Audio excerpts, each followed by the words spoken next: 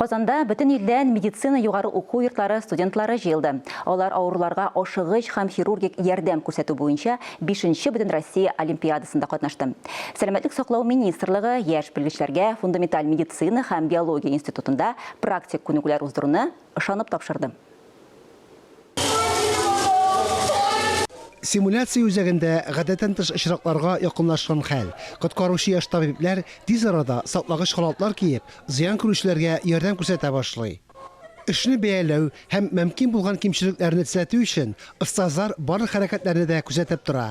Һәр студент беренче коткаручы арасында катнашты. Зыян күрүчегә ясалма сулыш алдырды, сынган кулны бәйләде, каты яралыга ашыгыч операция ясады, кечкенә баланы да тикшереп карады. Вопросы подготовки медицинских кадров именно в области оказания неотложной медицинской помощи при травме, при политравме, при комбинированных поражениях, связанных с воздействием, в частности, оружия массового поражения, это очень и очень важно. Катнашучылар арасында Белгород, Курск, Ханты-Мансы, Саратов, Идел буе төбәкләреннән булачак табиблар бар иде.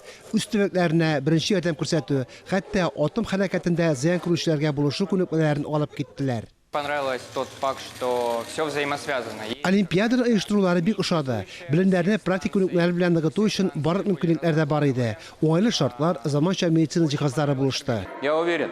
Студентларның барлык осталыкларын күрсәтә алуларына алдан ук ышанган идем. Сынатмадылар. Бу зур тәҗрибә мәктәбе. Биредә алган күнекмәләр аларга киләчәктә иң яхшы табиблар булырга ярдәм итәр. Олимпиадада катнашучыларның барысы да биремнәрне үтәде. Һәр кем өчен бу онытылмас вакыйга. Чөнки хәзердән башлап алар үз эшләренең өчен осталары. Теләсә кайсы вакытта ярдәмгә килә ала. Фарис Мөхәммәтов, Дмитрий Второв, Ирек Хәмидуллин, Татарстан яңалыклары.